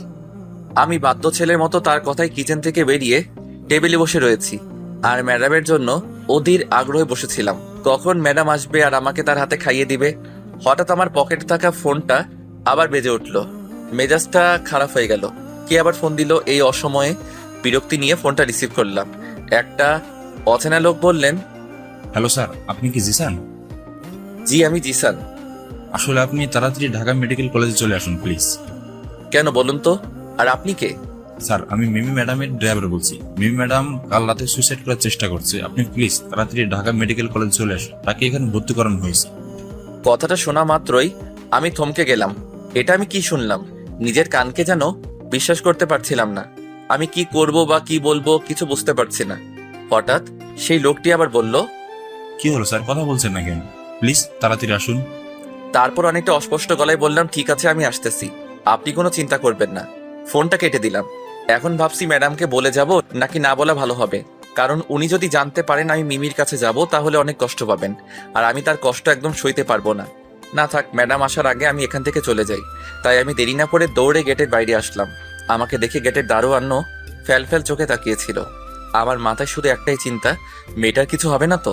কেন যে মেয়েটা আমার সাথে এমন করে? আমি তোকে ভালোবাসি না, শুধু ভালো একটা বন্ধু ভাবি, এছাড়া আর কিছুই না। হাঁটতে হাঁটতে একটা অটো রিক্সা পেয়ে গেলাম। রিক্সাতে উঠে বসলাম। উঠে বসতেই আবার ফোনটা বেজে উঠল। ফোনটা হাতে নিয়ে দেখলাম ম্যাডাম ফোন দিয়েছে। বুঝতে বাকি রইল না ম্যাডাম আমাকেই খুঁজছে। এখন যদি ফোনটা ধরি তাহলে ওনার কথা শুনতে বাধ্য হতে হবে, আর যদি ভুলক্রমে কেঁদে ফেলে তাহলে আমি নিজেকে সামলাতে পারবো না, আর ওনাকে বোঝাতেই অনেক সময় লেগে যায়। তাই আর ইচ্ছে করে ফোনটা ধরলাম না, সাইলেন্ট করে পকেটে রেখে দিলাম। একটু পর ঢাকা মেডিকেলে পৌঁছে গেলাম। অটো থেকে নেমে ভাড়াটা দিয়ে দৌড়ে মেডিকেলের ভিতরে গেলাম। ভিতরে যেতেই মিমি ড্রাইভার আমার সামনে এসে বলে উঠল, স্যার আপনি এসেছেন, চলেন এদিকে চলেন। কোনো কথা না বলে লোকটার পিছন পিছন হাঁটা দিলাম। সিঁড়ি বেয়ে উপরে উঠলাম। আমার মনের মধ্যে ভয়টা নাড়া দিয়ে উঠল। মিমি এখন ভালো আছে তো, নাকি ওর কোনো কিছু হলো? না, আর কিছু ভাবতেই পারছি না। সবকিছু কেমন যেন গুলিয়ে যেতে লাগলো। হাঁটতে হাঁটতে ড্রাইভার একটা রুমের সামনে এসে দাঁড়ালো আর বলল, ম্যাডাম আপনাকে ভিতরে যেতে বলেছিল। আমি কোনো কথা না বলে রুমের মধ্যে যেতেই দেখি মিমি আদাশোয়া হয়ে বেডের মধ্যে বসে রয়েছে, আর একটা নার্স তাকে কিছু ওষুধ খাইয়ে দিচ্ছে। ভিতরে গিয়ে আমার ভয়টা কেটে গেল, এই ভেবে যে মিমি এখন সুস্থ আছে। আমি দরজার সামনে দাঁড়িয়ে মিমির দিকে একটা ঘৃণার নজরে তাকিয়ে আছি। তার প্রতি এখন আমার ঘৃণা জন্মাতে শুরু করলো। সে কেন এমন একটা কাজ করতে গেল? মিমির ওষুধ খাওয়া শেষ হতেই আমাকে দেখতে পেল আর বলল, এই তুমি বাইরে দাঁড়িয়ে আছো কেন? ভেতরে আসো। আমি চেহারায় বিরক্তিকর ছাপ নিয়ে ভিতরে গেলাম। মিমির চেহারায় খুশির ছাপ দেখা যাচ্ছে, মনে হয় পৃথিবীর সব থেকে বড় খুশি মানুষ। আমি ওর পাশে একটা চেয়ার টেনে নিয়ে বসলাম। মিমির হাতে ব্যান্ডেজ করা ছিল, তার মানে সে হাত কেটে সুইসাইড করতে চেয়েছিল। আমি বিরক্তি নিয়ে জিজ্ঞেস করলাম, কেন করলে এমনটা? জানো, কাল রাতে আব্বুকে ফোন দিয়ে তোমার কথা বলেছিলাম যে আমি তোমাকে ভালোবাসি আর তোমাকে বিয়ে করতে চাই, কিন্তু উনি তা মানেননি। উনি বলেছেন ওনার পছন্দ মতো ছেলের সাথে আমাকে বিয়ে দেবেন। এটা আমি কি করে হতে দেই বলো? অনেক কান্নাকাটি করেছি তবুও মানেননি। তাই শেষবারের মতো কাল রাতে তোমাকে ফোন দিয়ে অনেক কেঁদেছিলাম। আর তারপর এই পথ বেছে নেই। সকালে চোখ খুলতে দেখি আব্বু আমার পাশে বসে কাঁদছে। অতঃপর দেখি আমি হসপিটালের বেডে শুয়ে রয়েছি। আর তখনই আব্বু আমাকে কথা দিয়েছে আমার পছন্দের ছেলে মানে তোমার সাথে আমার বিয়ে দেবে। মিমির কথা শুনে কয়েক মিনিট চুপ করে রইলাম। ঠাস করে একটা চর বসিয়ে দিলাম মিমির গালে। মিমি গাল ধরে বসে রয়েছে, কাঁদো কাঁদো ভাব। আমি নিজের রাগকে কোনো রকম কন্ট্রোল করে বললাম, তুমি কি পাগল? যা মন চাই তাই করবে। যদি কোনো একটা অঘটন ঘটে যেত তখন আমি কত বড় একটা বিপদের সম্মুখীন হতাম সেটা কি তুমি বুঝতে পারছো? যখন তোমার বাবা জানতে পারতো আমার জন্য তোমার এই অঘটন ঘটেছে, তখন কি তোমার বাবা আমাকে আস্ত রাখতেন? আর ভালোবাসো তাই না? তুমি কি ভেবেছো তুমি সুইসাইড করলে আমি তোমাকে ভালোবাসবো, তোমাকে বিয়ে করব? এটা তোমার ভুল ধারণা। আমি তোমাকে কোনো দিনও ভালোবাসতে পারবো না। আর বিয়ে করার কথা তো ভুলেই যাও, কারণ আমার বিয়ে অন্য একজনের সাথে ঠিক হয়ে রয়েছে। তার সাথে আমার বিয়ে হবে। ভবিষ্যতে যদি আবারও এরকম করার চেষ্টা করো তো খারাপ হবে বলে দিলাম। মনের ভিতর যত রাগ ছিল তা আজ সব বের করে দিলাম। মনে মনে ভেবেও নিয়েছি আর কোনোদিন মিমির সামনে আসবো না। যদি ওর থেকে দূরে থাকি তাহলে ধীরে ধীরে আমাকে ভুলে যাবে। বয়স কম, আবেগটা বেশি। আমি সামনে থাকলে এই আবেগটা আরো বেড়ে যাবে, আর এটা দুজনের জন্য বিপদ ডেকে আনতে পারে। তাই ঠিক করে রেখেছি মিমির সামনে আর কোনোদিনও আসবো না। হঠাৎ খেয়াল করে দেখি মিমির চোখটা লাল হয়েছে, চোখ দিয়ে অঝোর ধারায় বন্যার মতো পানি ঝরে পড়ছে। ও আমার দিকে এক নজরে তাকিয়ে কাঁদছে, তারপর তার হাত দিয়ে তার চোখের পানি মুছে আমাকে বলল, আমি তোমাকে সত্যি ভালোবাসি। তোমাকে না পেলে আমি মরে যাবো বলে দিলাম। দেখো মিমি, জোর করে ভালোবাসা আদায় করা যায় না। আর ভালোবাসা কোনো খেলনা না যে চাইলেই পেয়ে যাবে। ভালোবাসা হয় দুটি মনের মিলনে। যেখানে আমি তোমাকে না অন্য কাউকে ভালোবাসি, আর তোমার ভালোবাসা একতরফা। তোমার এই ইচ্ছা কোনোদিন পূরণ হবে না, কারণ তোমার প্রতি আমার কোনো ফিলিংস নেই। আর যেখানে ফিলিংস এবং বিশ্বাস থাকে না সেটাকে ভালোবাসা বলে না। আমি এত কিছু বুঝি না। আমি বুঝি আমি তোমাকে ভালোবাসি আর সারা জীবন তোমাকে ভালোবাসতে চাই। আর ফিলিংস এর কথা বলছো তো, একবার ভালোবেসে দেখো, ফিলিংস এমনি এমনি জন্ম নিবে। দেখো মিমি, তুমি যেটা ভাবছো সেটা কখনো সম্ভব না। তুমি কেন বুঝতে পারছো না আমার বিয়ে অন্য কোথাও ঠিক করা হয়েছে? এখন তোমাকে আমি কিভাবে ভালোবাসবো বলো? শুধুমাত্র তোমার জন্য তো আমি আমার মা বাবার কথা ফেলতে পারবো না তাদের ভালোবাসা থেকে বঞ্চিত হতে। তাই এসব কথা মাথা থেকে ঝেড়ে ফেলো, এতে দুজনেরই মঙ্গল। তুমি সবার ভালোবাসার কথা ভাবছো। আমার ভালোবাসার কি হবে? আমি যে তোমাকে আমার নিজের থেকেও বেশি ভালোবাসি, সেই ভালোবাসার কি হবে? আমি কি আমার ভালোবাসার মূল্য পাবো না? দেখো মিমি, ভালোবাসা কোনো বাজারের পণ্য নয় যে তুমি তার মূল্য নির্ধারণ করবে। ভালোবাসতে হলে দুটি মনের মিল থাকতে হয়। যেখানে তুমি শুধু একতরফা ভালোবাসার স্বপ্ন দেখে যাচ্ছ, যে স্বপ্ন তুমি দেখছো তা কোনো দিনও পূরণ হবার নয়। আমি জানি তোমার একটা সুন্দর মন আছে, সেখানে হাজারো ভালোবাসা আছে, কিন্তু তুমি সেটা ভুল মানুষের প্রতি প্রকাশ করছো। তুমি অপেক্ষা করো, দেখবে একদিন আমার থেকে হাজার গুণ ভালো ছেলে তোমার পিছনে পড়ে থাকবে। শুধু সেই মানুষটার জন্য অপেক্ষা করো যে তোমাকে ভালোবাসার যোগ্য। এবার মিমি কান্না থামিয়ে দিয়ে মাথা নিচু করে আছে। আমি তার চোখের জল মুছে দিয়ে আবারও বললাম, দেখো, শুধু শুধু কেঁদে লাভ নেই। এই চোখের জলের মূল্য আমি দিতে পারবো না। চোখের জল তার জন্য ফেলবে যে তোমার এই চোখের জলের মূল্য দিতে পারবে। বুঝতে পেরেছো আমার কথা? মিমি কোনো কথা বলল না, শুধু মাথা নাড়িয়ে হ্যাঁ সূচক জবাব দিল, মুখ লুকিয়ে নীরবে কাঁদছে। আমার আর কিছু করার নেই, আমার যতটুকু করার আমি করেছি। হঠাৎ ম্যাডামের কথা মনে পড়ল। ওনার কথা মনে পড়লেই আমার দুশ্চিন্তা বেড়ে গেল, কারণ আমি ওনাকে না বলে এখানে এসেছি। না জানি কতটা রেগে আছে ও কষ্ট পেয়েছে। আমি মিমির কাছ থেকে বিদায় নিলাম আর সোজা একটা রিক্সা নিয়ে স্কুলে চলে এলাম। এখন শিক্ষার্থীদের কোচিং চলছে। এই সময় ম্যাডাম অফিস রুমে থাকেন, তাই আমি দৌড়ে অফিস রুমের দিকে গেলাম, কিন্তু সেখানে ম্যাডাম নেই। কিছু স্যার ম্যাডাম বসে আছেন, তাই আমি স্কুল থেকে বের হলাম। তারপর পকেট থেকে ফোনটা বের করতেই আমার মাথায় আকাশ ভেঙে পড়ার মতো অবস্থা, কারণ 110টা মিস কল ম্যাডাম আমাকে দিয়েছেন। এখন টেনশনটা বেড়ে গেল, তাই দ্রুত ম্যাডামকে কল দিলাম। কয়েকবার রিং হতেই কলটি রিসিভ করলো। আমি হ্যালো বলতেই ফোনের ওপাশ থেকে কান্নার আওয়াজ শোনা যাচ্ছে।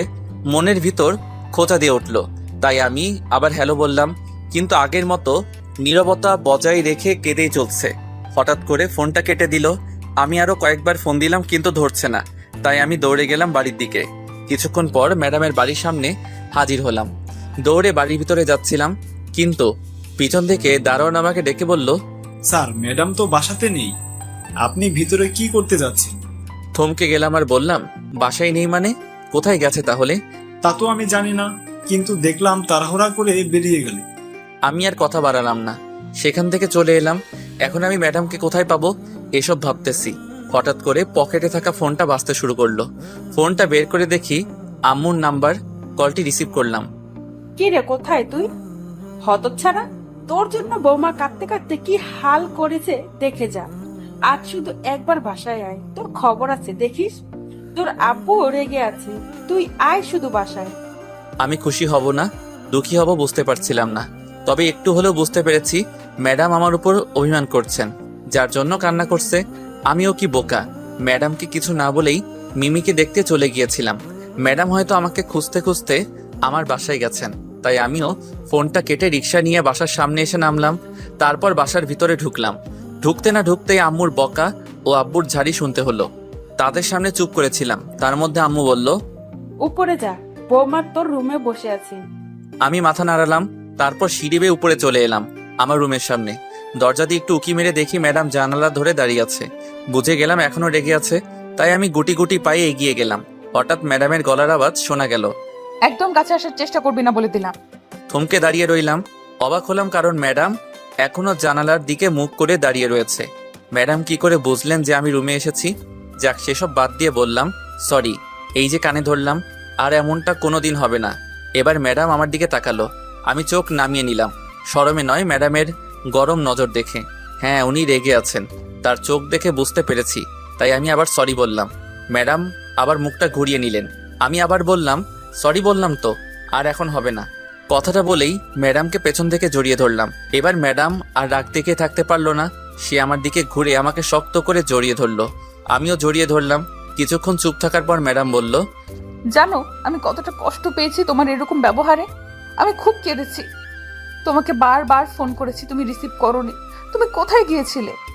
ম্যাডামের প্রশ্নের জবাব আমার কাছে আছে, কিন্তু ওকে বললে হয়তো কষ্ট পাবে। আমাকে একটা মিথ্যা বলতে হলো। বাহানা দিয়ে কথা ঘুরিয়ে দিয়ে বললাম, স্কুলে যাবে না নীলা? এখনো তো অনেক সময় আছে। না, আজকে যাব না। আজকে তুমি আর আমি শপিং করতে যাব। আমাদের বিয়ের কিছু কেনাকাটা করতে হবে। ম্যাডামের কপালে চুমু খেয়ে বললাম, যথা আজ্ঞা ম্যাডাম, আপনি যেমনটা বলবেন ঠিক তেমনটাই হবে। ম্যাডাম আমার বুকে কিল মেরে বলল, আমার বরটা দেখে আমাকে খুব ভালোবাসে। নিজের জীবনের থেকেও বেশি ভালোবাসি। আমাকে তো এখনো দেখোইনি, তাতেই আমাকে এত ভালোবাসো। আমাকে দেখার পর তোমার ভালোবাসা কমে যাবে না তো আবার? আমি তোমাকে ভালোবাসি, তোমার দেহকে নয়। আমি তোমার গুণকে ভালোবাসি, তোমার রূপকে নয়। আমি এমনই একজন জীবনসঙ্গী চেয়েছিলাম যে হবে ইমানদার, আর তুমি সেই জীবনসঙ্গী যাকে আমি স্বপ্ন দেখে হাজারো গল্প লিখি। মুয়া। এটা হলো আমার ভালোবাসার উপহার। ঠিক করে হেসে বললাম, পাগলি একটা। ম্যাডাম আমার বুকে কিল ঘুষি দিয়ে মুখ লুকিয়ে বলল, তোমারই তো পাগলি। ম্যাডাম আমাকে জড়িয়ে ধরে রয়েছেন। আমিও তাকে পরম আবেশে জড়িয়ে ধরলাম বুকের মাঝে। হয়েছে হয়েছে, ছাড়ো। অনেক ভালোবাসা দেখিয়েছো, এখন ছাড়ো, শপিং এ যেতে হবে। আমি একটা হাসি দিয়ে বললাম, ওকে চলো। তারপর আমি আর ম্যাডাম শপিং করতে চলে এলাম। অনেক কিছু কেনাকাটা করলাম। ম্যাডাম আমার জন্য পছন্দ করে কয়েকটা শার্ট ও প্যান্ট কিনে দিলেন। আমিও তাকে 2টা বোরখা ও একটা নীল শাড়ি কিনে দিয়েছি। তারপর শপিং করা শেষ হলে ম্যাডাম তার বাসাতে পৌঁছে দিয়ে এসে আমি আমার বাসাতে এসে রাতের খাবার খেয়ে ম্যাডামের সাথে ফোনে কথা বলতে বলতে হারিয়ে গেলাম ঘুমের দেশে। সকালে ঘুম থেকে উঠে ফ্রেশ হয়ে পড়তে বসলাম, কারণ হোমওয়ার্ক বাকি আছে। আজ স্কুল শুরু হবে 11টা 30-এ, এখনো অনেক সময় আছে। 10টা পর্যন্ত পড়লাম। হঠাৎ নিচ থেকে আম্মুর গলার আওয়াজ শোনা গেল। জিশান, জিশান, তাড়াতাড়ি নিচে আয় তো। আসছি আম্মু। তারপর বই খাতা গুছিয়ে নিচে নেমে এলাম। নিচে এসে দেখি মিমি ও তার বাবা দাঁড়িয়ে আছে। মিমির দিকে তাকিয়ে দেখি ওর মুখে খুশির ছাপ। ওর এই খুশি কেন জানি না আমার সুবিধার মনে হলো না। আমি ওনাদের সামনে এসে দাঁড়িয়ে পড়লাম। হঠাৎ আমার আব্বু আমাকে বলে উঠলেন, ওনার মেয়ের সাথে তোমার বিয়ের কথা বলতে এসেছে। কথাটা শোনা মাত্র আমার পায়ের তল থেকে মাটি সরে গেল। মিমির উপর আমার ঘৃণাটা আরো বেড়ে গেল। কালকে এত করে বোঝালাম, তবুও বুঝলো না। মিমি দেখে আমার দিকে এক নজরে হাসি মাখা মুখ নিয়ে তাকিয়ে আছে। আমি বিরক্তিকর ভাব নিয়ে বললাম, এসব কি বলছো আব্বু? আমার বিয়ে তো ঠিক করাই আছে। আমি তো ওনাকে বললাম, কিন্তু উনি বলল তুই নাকি ওনার মেয়েকে ভালোবাসিস। হেসে হেসে জবাব দিলাম, আমি ওনার মেয়েকে ভালোবাসি? এটা কে বললো তোমাকে?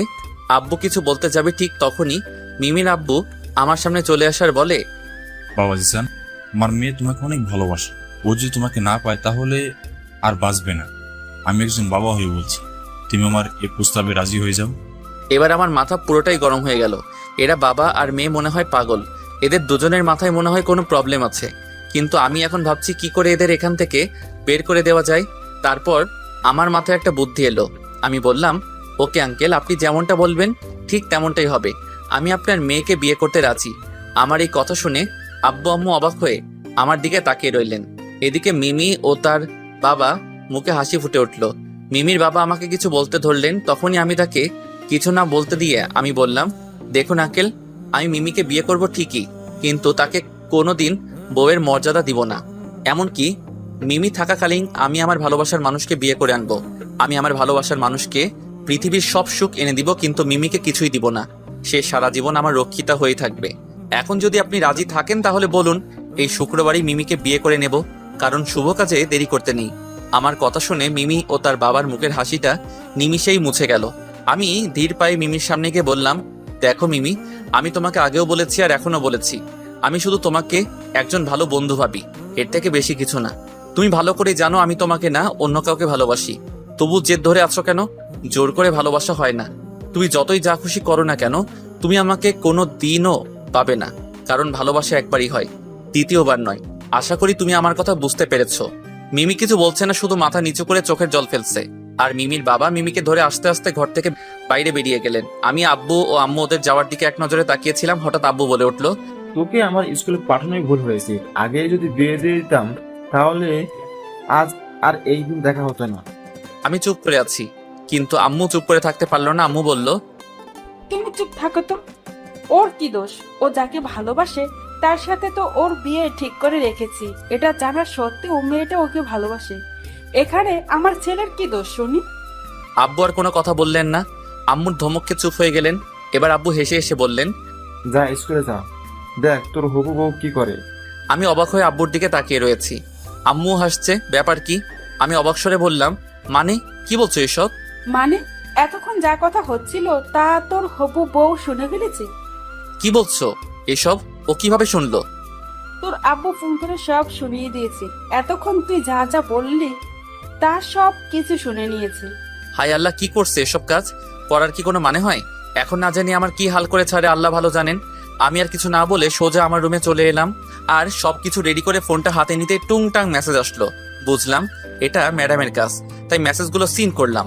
সেখানে লেখা আছে দিঘির পাড়ে চলে আয়, স্কুলে যেতে হবে না। মেসেজটা দেখে আমার কলিজার পানি শুকিয়ে গেল। দিঘির পাড়ে এই সময় কেন আবার? না জানি আজ আমার কপালে কতই দুঃখ আছে। ম্যাডাম যে রাগী, এসব ভাবতেছি এরই মধ্যে আবার টুং করে মেসেজ আসলো। তাতে লেখা ছিল, যদি 5 মিনিটের মধ্যে না আসিস তাহলে তোর কপালে খারাপই আছে। বুঝতেই পারছিস ম্যাডাম রেগে আছে, তাই যত তাড়াতাড়ি সম্ভব আমি দিঘির পাড়ে গেলাম। আমাদের বাসা থেকে মাত্র 3 মিনিটের রাস্তা, তাই পৌঁছাতে বেশি সময় লাগলো না। কিন্তু ম্যাডামকে কোথাও খুঁজে পাচ্ছি না। হঠাৎ চোখ পড়লো একটা গাছের ছায়াতলে, গাঢ় নীল রঙের বোরকা পরে কেউ বসে আছে। আমার বুঝতে বাকি রইল না যে এটা ম্যাডাম। দৌড়ে গেলাম ম্যাডামের সামনে। এইটুকু দৌড়াতে দৌড়াতে হাঁপানি উঠে গেছে, তাই একটু দাঁড়িয়ে দম নিচ্ছি আর কি। ম্যাডাম আমাকে দেখে উঠে দাঁড়ালেন। ওনার চোখ দেখে বুঝে গেছি খুব রেগে আছে। আজ আর আমার রক্ষা নেই। ম্যাডাম ধীর পায়ে আমার দিকে এগিয়ে আসলেন আর বললেন, কি বলছিলি? মিমির আব্বুকে মিমিকে বিয়ে করবি, রক্ষিত করে রাখবি, তাই না? বিয়ে করার খুব শখ হয়েছে, তাই না? দাঁড়া, তোর শখ মেটাচ্ছি আমি। কথাটা বলেই ম্যাডাম আশেপাশে কি জানি খুঁজতে লাগলো। আমি যা বুঝতে পেরেছি তা হলো উনি আজকে আমাকে ধোলাই করবে, তাই মনে হয় আশেপাশে লাঠি খুঁজছে। ম্যাডাম একটা লাঠি নিয়ে আমার সামনে আসলো। ভয়ে আমার গলা শুকিয়ে গেল। ওটা দিয়ে যদি মারে তাহলে আমি সোজা পরপারে চলে যাব। তাই বাঁচার জন্য বললাম, আরে আরে কি করছো? আমি তো ওসব মিমি আব্বুকে রাগের মাথায় বলেছিলাম। আর যা বলেছিলাম তা ঠিকই বলেছি, কারণ কোনো মেয়ে চাইবে না কারোর রক্ষিতা হয়ে থাকতে। সেই জন্য তো তারা কিছু না বলে চলে গিয়েছিল। তা না হলে মিমি যেভাবে আমার পিছনে লেগেছিল তাতে মনে হয় আমাকে বিয়ে না করে ছাড়তোই না। তবু তুই ওকে বিয়ে করার কথা বললি কেন?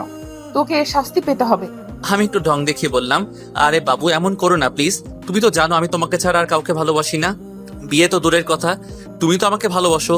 আমাকে কষ্ট দিতে তোমার কি ভালো লাগবে বলো? চুপ, একদম ঢং করবি না।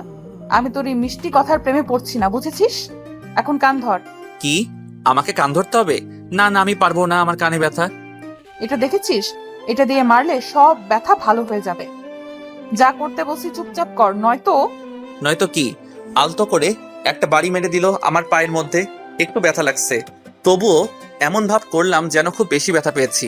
আর আমি অভিনয় করতে করতে বললাম, ইস, তুমি আমাকে এভাবে মারতে পারলে? তোমাকে ভালোবাসাই ভুল হয়েছে। তোমাকে না ভালোবেসে যদি মিমিকে বাসতাম তাহলে এমন মার খেতে হতো না, আর আদর একটু বেশিই পেতাম। কি বললি কুত্তা? তারা তোর আদর খাওয়ার শখ মেটাইতেছে। বলেই লাঠি দিয়ে আরো 2-3টে মারলো। এবার একটু জোরেই মেরেছে। মনে হয় কথাটা বলে ভুল করেছি, কারণ ম্যাডাম আরো রেগে গেছেন। তবে এবার ওনার রাগ ভাঙাতে পারবো না, তাই এইটা বুদ্ধি করলাম। চোখে অনেকটা রাগ ভাগ দেখাচ্ছি আমি, সেটা ম্যাডামের নজরে এড়ায়নি। এবার আমি ইচ্ছে করে পেছনে মুখ করে চলে আসতে ধরলাম। আর চোখে তাকিয়ে দেখি ম্যাডাম আমার দিকে আসতেছে, তাই আমি হাঁটার স্পিড বাড়িয়ে দিলাম। হঠাৎ করে ম্যাডাম পেছন থেকে আমার হাত টেনে ধরলেন। আমি তার দিকে তাকালাম।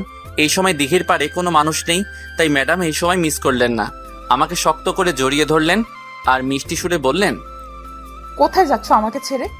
বুঝতে পারলাম এখন রোমান্স করার চান্স পেয়েছি, এটা মিস করলে চলবে না। তাই রাগের ভান করে বললাম, আমার যেখানে খুশি যাব, তাতে তোমার কি? ছাড়ো আমাকে। না, ছাড়বো না। আমাকে একা রেখে যেও না প্লিজ। তাহলে আমাকে মারলে কেন? সরি, আর হবে না। রাগের মাথায় এসব করে ফেলেছি। আর তুমি মিমির নাম বারবার মুখে আনো কেন? তুমি জানো না ওর নাম শুনলে আমার মাথা ঠিক থাকে না? আর কখনো ওর নাম মুখে আনবে না। কেন আনবো না? মিমি আমাকে তোমার থেকে বেশি ভালোবাসে। এখন আমি ওর কাছে যাব? ছাড়ো আমাকে। একথা শোনার পর ম্যাডাম আমাকে আরো শক্ত করে জড়িয়ে ধরলেন আর কাঁদো কাঁদো গলায় বললেন, আমি তোমাকে আমার নিজের থেকেও বেশি ভালোবাসি। প্লিজ আমাকে ছেড়ে যেও না। ম্যাডাম এবার আমার বুক থেকে মাথা তুললেন। আমি দেখলাম তার চোখ দিয়ে অশ্রু গড়িয়ে পড়ছে। তার চোখের পানি আমি একদম সহ্য করতে পারি না, এটা তো আমি চাইনি। তাই আমি তার চোখের পানি হাত দিয়ে মুছে দিলাম। ম্যাডাম আমার দিকে এক নজরে তাকিয়ে আছে। আমি ম্যাডামকে বললাম, তো আমাকে এতক্ষণ মারলে, এবার একটু আদর করো। কি করব? আমার গালে একটা চুমু দাও। ইস, শখ কত! দেবে না চলে যাব? না, দিচ্ছি তো। দাও। ম্যাডাম যেহেতু আমার থেকে খাটো, তাই আমার পায়ের উপর পা রেখে দাঁড়ালেন আর 2 গালে 2টো চুমু দিলেন আর শেষটা কপালে দিলেন আর বললেন, এবার খুশি তো? কিন্তু তুমি বারবার আমার গালে চুমু দাও কেন? সেটা বিয়ের পর জানতে পারবে কেন তোমার গালে চুমু দেই। আচ্ছা, কিন্তু আমাকে আজ স্কুলে যেতে দিলে না কেন? দরকার আছে তাই। কি দরকার শুনি? একটু পরে জানতে পারবে, এখন চলো। কোথায়? গেলেই জানতে পারবে, এখন চলো তো। আর কথা বাড়ালাম না। ম্যাডামের হাত ধরে হাঁটা শুরু করলাম। দিঘির পাড় থেকে মেন রাস্তায় এসে একটা রিক্সাতে চড়ে বসলাম। কিন্তু অবাক করা বিষয় হলো, ম্যাডাম আমার হাত ধরেছেন তো ধরেছেন, তা আর ছাড়ার নাম নিচ্ছেন না। এমন মনে হচ্ছে যে আমাকে ওনার কাছ থেকে কেউ কেড়ে নিচ্ছে, আর উনি আমাকে তার সর্বশক্তি দিয়ে আটকে রাখার চেষ্টা করে যাচ্ছেন। হঠাৎ করে রিক্সাটা একটা শপিং মলের সামনে এসে থামলো, কিন্তু আমি একটা জিনিস বুঝতে পারছি না, ম্যাডাম আমাকে এখানে কেন আনলেন। তাই আমি ম্যাডামকে জিজ্ঞেস করলাম, এখানে কেন আমাকে নিয়ে আসলে? ভেতরে চলো, বুঝতে পারবে। তারপর রিক্সা থেকে নামলাম। ভাড়াটা অবশ্য ম্যাডামই দিলেন, কারণ উনি ভালো করে জানে আমার কাছে এখন কোনো টাকা নাই। তারপর ভিতরে গেলাম। ম্যাডাম আমাকে কিছু পাঞ্জাবির কালেকশন দেখাচ্ছেন আর বললেন, কোনটা পছন্দ হয়েছে তোমার? তোমার যেটা পছন্দ সেটাই আমার পছন্দ। তাই? আচ্ছা, ওয়েট। তারপর উনি আরো কিছু কালেকশন দেখতে লাগলেন, কিন্তু আমি এটা বুঝতে পারছি না উনি কেন আমার জন্য এখন শপিং করছেন। কিছু বুঝে ওঠার আগেই ম্যাডাম আমাকে একটা পাঞ্জাবির সেট ধরিয়ে দিয়ে বললেন, চেঞ্জ রুমে গিয়ে এটা পরে আসো। কেন? আমি বলছি তাই। কি আর করব, চেঞ্জ করে আসতে হলো।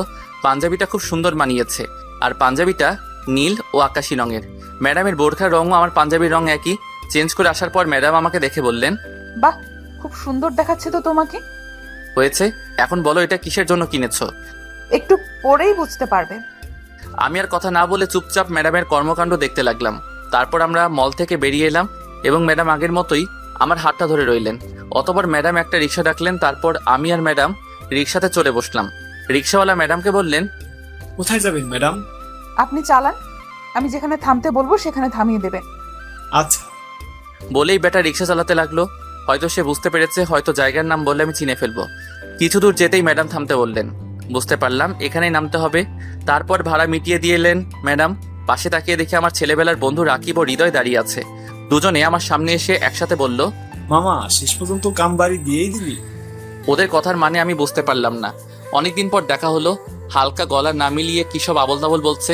কিছু বুঝতে না পেরে হেসে এসে বললাম, তোরা কি পাগল হয়েছিস? কিসব বলছিস? কিসব আবল তাবল বলছিস? পরক্ষণেই রাকিব বলল, আবুল তাবুল কি রে মামা? তলে তলে তো কাম বাড়ি দিয়েই দিস, আমাদের একটা বারও জানানোর প্রয়োজন মনে করলি না। কি বলছিস এসব? আমি তো কিছুই বুঝতে পারছি না। হঠাৎ করে পেছন থেকে কেউ একজন বলে উঠলো, মানেটা আমি বলছি। পিছনে তাকিয়ে দেখি আমার আব্বু আর আম্মু। আমি ভাবছি তারা কিভাবে জানলো আমি এখানে। আব্বু, তোমরা এখানে কি করছো? আমরা এখানে তোর জন্য এসেছি। আমরা এখানে না আসলে কাজটা সম্পন্ন হবে কিভাবে? মানে বুঝলাম না, কি বলছো এসব? সবকিছু একটু ভেঙে বলবে? কি করো? কথার আগামাতা কিছু বুঝতে পারছি না। পাশে তাকিয়ে দেয়। আমি ডান দিকে তাকিয়ে দেখি একটা সাইনবোর্ড, সেখানে লেখা রয়েছে কাজী অফিস।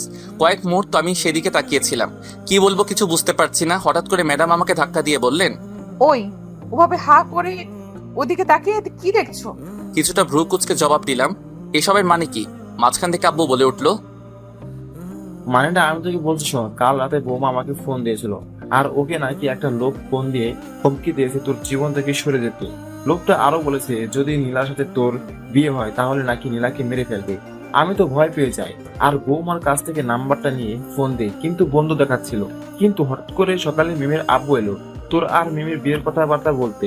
তখন আমি মিমের আব্বুকে অনেক বোঝানোর চেষ্টা করছিলাম, কিন্তু তিনি আমাকে টাকার লোভ দেখায়। আমি নিশ্চিত করলে উনি জানিয়ে দিলেন যে কাল রাতে শুধু নীলাকে মারার হুমকি দিয়েছে শুধু। এখন তাহলে কাজটা করে দেখাতে হয়। তখন তুই নিচে আসিস, তারপর কি কি হলো তা তো তুই জানিস। আমি মিমের আব্বু নামে থানাতে কেস ফাইল করছি। পুলিশ আমাকে কথা দিয়েছে যে ওনার দ্বারা আমাদের কোনো ক্ষতি হবে না। তবুও নীলার মার মন মানছে না। ও চায় না তোকে ছাড়া আর একটা মুহূর্ত থাকতে। না জানি মিমের বাবা কখন কি করে বসে। একবার বিয়েটা হয়ে গেলে তখন আর কিছু করা থাকবে না। এজন্য আমাদের এখানে আসা। আর এখন তোর আর তোর ম্যাডামের বিয়ে আমরা আগে থেকেই সবকিছু রেডি করে রেখেছি। এখন বাকি কাজটা তোর দ্বারাই সম্ভব হবে। আব্বুর কথাগুলো মন দিয়ে শুনছিলাম। এত কিছু হয়ে গেল, কিন্তু তারা আমাকে একটিবারও কিছু জানানোর কথা মনে করলেন না। আমি ম্যাডামের দিকে এক নজরে তাকিয়ে আছি। আমার চোখে রাগ না অভিমান আমি কিছুই বুঝতে পারছি না। ওনার জায়গায় অন্য কোনো মেয়ে থাকলে হয়তো আমাকে এই কথাগুলো জানাতো, কিন্তু ম্যাডাম আমাকে এই বিষয়ে জানাননি। কিন্তু উনি তার কিছুই করেননি, উল্টো কাজ করেছেন। আমার আব্বুকে বলে বিয়ের ডেটটা আরো এগিয়ে নিল। বুঝি না এই মেয়েদের মাথায় কখন কি চলে। প্রথমে বিয়ের কথা বললে শরম পায়, কিন্তু ঘরে গিয়ে দরজা লাগিয়ে নাচানাচি করে। আমি তো টেলিভিশনে দেখেছিলাম মেয়েরা লুঙ্গি পরে লুঙ্গি ড্যান্স দেয়, এটাই মেয়ে জাতির স্বভাব। যাকগে, কিন্তু এখন আমি কি করব? দাঁড়িয়ে দাঁড়িয়ে এসব ভাবছিলাম। হঠাৎ করে সাদা রঙের একটা কার এসে আমাদের সামনে দাঁড়ালো। আমি গাড়ির দিকে হা হা করে তাকিয়ে আছি, কারণ গাড়ি থেকে যারা নামলো তারা হলো আমাদের খালামণি ও তার বর। আব্বু ওনাদের দেখে ওনাদের কাছে গিয়ে শুভেচ্ছা বিনিময় করে নিল। তারপর আম্মুও গেল। এবার খালামণি ও তার বর আমার সামনে এসে দাঁড়ালেন। ছোটবেলা থেকে আমি ওনাদের অনেক সম্মান করি, তাই ওনাদের সালাম করলাম। তারপর খালামণি বললেন, দেখতে দেখতে আমাদের দিশান কত বড় হয়ে গেল, তাই না ভাই সাহেব? যেমন বড় হয়েছে তেমনি পাকা হয়েছে। দেখছেন না কেমন ডুবে ডুবে প্রেম করছিল। আমি আব্বুর কথা শুনে কিছুটা লজ্জাবোধ করলেও এতে আমার কিছু যায় আসে না, কারণ আমার আব্বু আম্মু আত্মীয়দের সাথে বন্ধুসুলভ আচরণ করে। তারপর ম্যাডাম খালামণিদের সালাম করলো, কিন্তু অবাক করা বিষয় হলো তারা ম্যাডামকে একটিবারও দেখতে চাইলেন না। এতে আমি কিছু মনে করিনি, হয়তো আব্বু আম্মু ওনাদের আগে থেকে বলে রেখেছে। অতঃপর আমরা সবাই কাজী অফিসের ভিতরে গেলাম। এখন আমার কিছু করার নেই। দূর, কেন যে প্রেমটা করতে গেলাম। এখন আর আফসোস করে লাভ নেই, যা হবার তা তো হয়েই গেছে। এখনই বিয়ে করতেই হবে, না হলে রক্ষে নেই। এমনিতেই 2 দিন বাদে বিয়েটা করতেই হতো, এখন করলে সমস্যা কি? আমি আর ম্যাডাম একসাথে দাঁড়িয়ে আছি, আমি ওনার চোখের দিকে তাকিয়ে আছি। এখন শুধু আমার মনে ওনাকে দেখার ইচ্ছে জাগছে। একটু ম্যাডামের সাথে চোখাচোখি হতেই ম্যাডাম আমাকে চোখ মেরে দিলেন। হঠাৎ করে এমন করাতে আমি চোখ নামিয়ে নেই, কোনো শরম নেই। বিয়ে না হতেই চোখ মেরে দিলেন, না জানি বিয়ের পর কি করবেন। শেষে কাজী সাহেব এলেন, আমাদের বিয়েটা সম্পূর্ণ হলো। বাসায় ফিরতে ফিরতে প্রায় দুপুর হয়ে এলো। খালামণি ও আমাদের সাথে আসলেন, কিন্তু আমি এখনো এই ভাবনে আছি যে আমাদের তো বিয়েটা হয়ে গেল, কিন্তু ম্যাডাম পরিবারকে তো দেখলাম না শ্বশুর ও শাশুড়ি মাকে। কি যেন একটা রহস্য কাজ করছে ম্যাডামের মাঝে। এসব 7-5 ভাবছিলাম। বাসায় ছোটখাটো একটা খাবার আয়োজন করা হয়েছে, যেখানে কিছু আত্মীয়দের দাওয়াত করা হয়েছে। একটু পর আব্বু আমার পাশে এসে বসলো আর বলল, কিরে এখানে একা একা বসে কি ভাবছিস? আমিও আর চুপ থাকতে পারলাম না, তাই আব্বুকে আমার মনের কথাগুলো বললাম। আচ্ছা আব্বু, তোমরা আজ পর্যন্ত ম্যাডামকে দেখতে চাইলে না, আমাদের হাসি খুশি মেনে নিলে, আবার বিয়েও দিয়ে দিলে, অথচ পরিবারের একটা সদস্যকেও দেখলাম না। এটা কি করে সম্ভব? তোমরা কি আগে থেকেই ম্যাডামকে চিনতে? বলো না আব্বু, প্লিজ সবকিছু সত্যি করে বলো। আব্বু আমার কথা শুনে বেশ কিছুক্ষণ চুপ করে রইলেন, তারপর বললেন, আগে খাওয়া দাওয়াটা সেরে নিবি, চল তারপর সবকিছু বলবো। আমি আর ওনার মুখের উপর কথা বলতে পারলাম না, তাই আমরা গেলাম খাবার টেবিলের কাছে। গিয়ে দেখি সবাই বসে পড়েছে, অথচ ম্যাডাম নেই। আর আমার বন্ধুরা তো আছে, খাবার দান দেয়, আর আমাকে দেখে হাসছে, কারণ ওরা এখনো ব্যাচেলার আর আমার জীবন শুরু হওয়ার আগে শেষ হয়ে গিয়েছে। তারপর আমি আর আব্বু একসাথে খাবার খেলাম। শুধু দেখলাম আম্মু কিছু খাবার তার ঘরে নিয়ে গেল, মনে হয় ম্যাডামের জন্য। তারপর অনাত্মীয় স্বজনদের বিদায় দিতে রাত হয়ে গেল, শুধু খালামণিরা রয়ে গেলেন। ওনারা নাকি থাকবেন, কিন্তু ওনাদের সাথে অহনাকে দেখলাম না। পাগলিটা গেল কোথায়? আগে সবসময় আমাকে গালাগাল দিত, ঝগড়া হতো। স্কুলে ভর্তি হওয়ার পর তার সাথে কথা হয়েছিল, তারপর আর হয়নি। আমার বিয়ের কথা মনে হয় শুনেনি, শুনলেও বা কি, আমি শুনেছি ও নাকি চাকরি সূত্রে অন্য কোথাও থাকে। সেই যে ছোটবেলায় তাকে দেখেছি আর দেখিনি, শুধু মাঝে মাঝে ফোনে কথা হতো। এসব চিন্তা মাথা থেকে ঝেড়ে ফেললাম। এখন বন্ধুদের সাথে ছাদে বসে আড্ডা দিচ্ছি। কিছুক্ষণ পর চলে যাবে এরা, জানি না আবার কবে দেখা হবে। আড্ডা দিতে দিতে 11টা বেজে গেছে, বন্ধুরাও বিদায় নিয়েছে। এখন আমি একাই ছাদায় দাঁড়িয়ে আছি। হঠাৎ আব্বু এসে আমাকে বললেন, কিরে এখানে একা দাঁড়িয়ে দাঁড়িয়ে কি ভাবছিস? যা ঘরে যা, বৌমা একা আছে রুমে। আমার আবার সেই প্রশ্নগুলোর কথা মনে পড়ে গেল, তাই আমি আব্বুকে হেসে হেসে বললাম, আমি কিন্তু এখন আমার প্রশ্নের উত্তর পেলাম না। আব্বুও হেসে হেসে বললেন, ওই এই কথা, যা রুমে যা, তোর সব প্রশ্নের জবাব পেয়ে যাবি। তাই আমি ছাদ থেকে নিচে নামছিলাম, হঠাৎ আমার ফোনে একটা কল এলো। ফোনটা বের করে দেখে একটা অচেনা নাম্বার, তাই ফোনটা রিসিভ করে একটা সালাম দিলাম, কিন্তু কোনো জবাব পেলাম না। আবার বললাম, কে আপনি? আর শোনা গেল একটা চাপা কান্নার আওয়াজ। হ্যাঁ, কেউ কাঁদছে। আমি অবাক হয়ে বললাম, কে আপনি? কাঁদছেন কেন? এবার উপাস থেকে বলল, আমি তোমাকে নিজের থেকেও বেশি ভালোবেসেছিলাম, আর তুমি তার এই প্রতিদান দিলে। এখন আমি কি বলবো তাকে?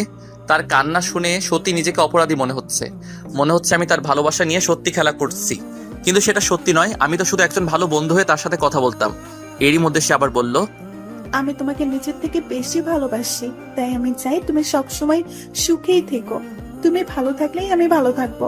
তোমার ভালো থাকার মাঝে আমি আমার ভালোবাসা খুঁজে নেব। আমাকে ক্ষমা করে দিও মিমি। ভালো থেকো, আল্লাহ হাফেজ। এই বলে ফোনটা কেটে দিল সে। একটা দীর্ঘশ্বাস ফেলে নিচে নামলাম। 12টা বেজে গেছে। আজ মনে হয় ম্যাডাম আমার 12টা বাজিয়ে ছাড়বে, তাই বাসর ঘরের দরজার সামনে এসে দাঁড়াই পড়লাম।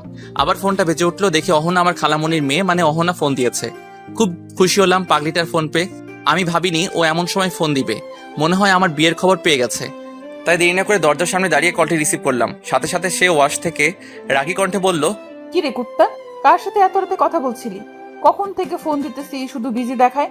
ও বুঝেছি, নতুন বউ পেয়ে আমাকে ভুলে গেছিস, তাই না?